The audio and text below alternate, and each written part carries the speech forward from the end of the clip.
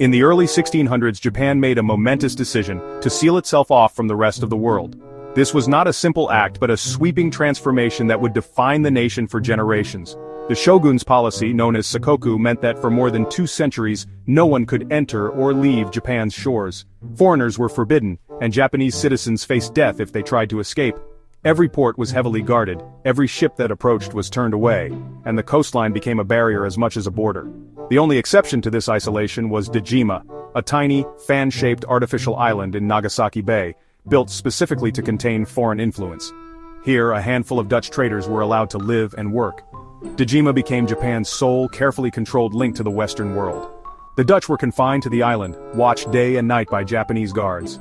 Their lives were a strange mix of privilege and prison, with every movement restricted.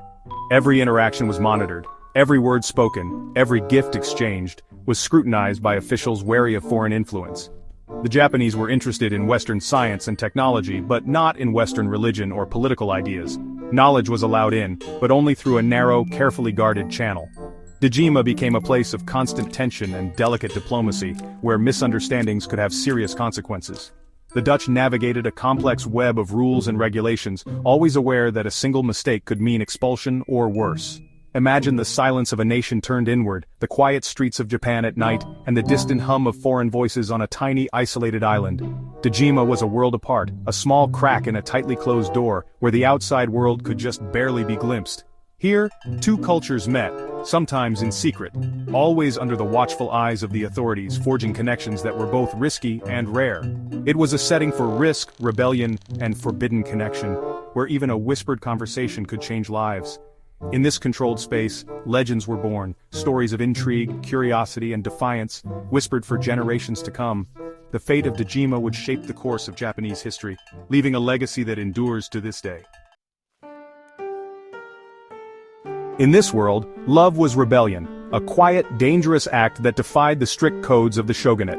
Japanese citizens, especially women, were forbidden from personal ties with foreigners.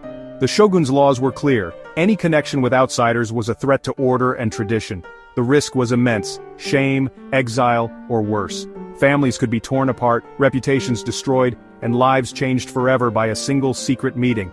Yet human hearts found a way. Even under watchful eyes, longing and hope could not be silenced.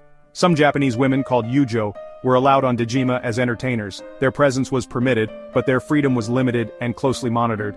In private, these women and Dutch traders sometimes formed real bonds, connections that went beyond duty or curiosity, and blossomed into genuine affection. For the Dutch, companionship eased the loneliness of exile, offering comfort in a distant, unfamiliar land. For the women, the Dutch offered a glimpse of a wider world, stories, objects, and ideas from beyond Japan's closed borders. Every meeting was a risk, every touch a crime, yet the thrill of connection made the danger worth it for some. Their secret relationships became a bridge between 2 worlds, quietly challenging the boundaries set by the shogunate. These connections were more than romance. They were exchanges of culture, ideas, and hope, planting seeds of change for generations to come.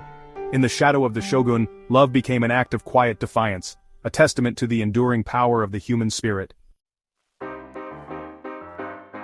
One story stands out: Gin, a courageous woman from Nagasaki, who found herself drawn to a Dutch trader at a time when such a connection was unthinkable. Their worlds could not have been more different, yet fate brought them together in the shadows of the city. Their affair was a masterpiece of secrecy. Disguises, bribes, and coded messages became their language of love. Every meeting was a risk, every glance a silent promise, as they navigated a society that would never accept them. They risked everything for stolen moments together, cherishing brief touches and whispered words in hidden corners, always aware that discovery could mean ruin. When Gin became pregnant, their secret became impossible to hide. The signs grew more obvious with each passing day, and the walls seemed to close in around them. A mixed-race child would be undeniable proof of their forbidden love, a living testament to a relationship that defied every rule. The birth of this child was both a joy and a catastrophe. For Gin and her lover, it was a moment of hope, but also the beginning of a nightmare.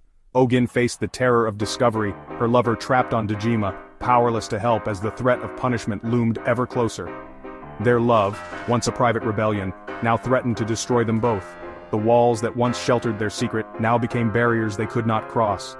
The child was a living symbol of defiance, caught between 2 worlds, belonging fully to neither, and bearing the weight of their parents' choices. Their story was no longer just a secret, it was a crisis with no escape, a tragedy unfolding in slow motion as the consequences closed in.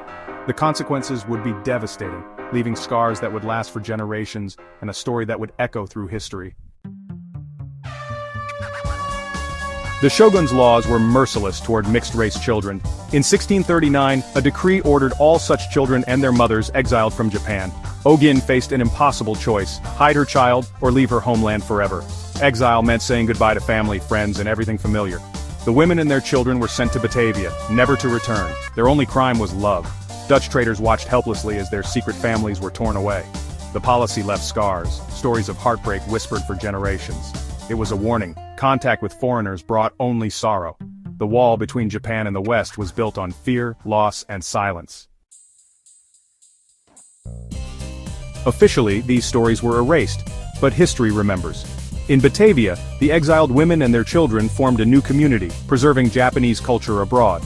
In Japan, the secret connections of Dejima quietly shaped the future. Dutch traders brought knowledge, medicine, science, art through hidden channels. These forbidden relationships helped plant the seeds of Japan's modernization. Ogin's story reveals a society where rules bent and human desire endured. The true history of Dejima lives in the margins, in the courage of those who defied the shogun.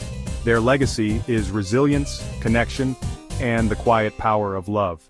In their hidden stories we find the human heart of the past.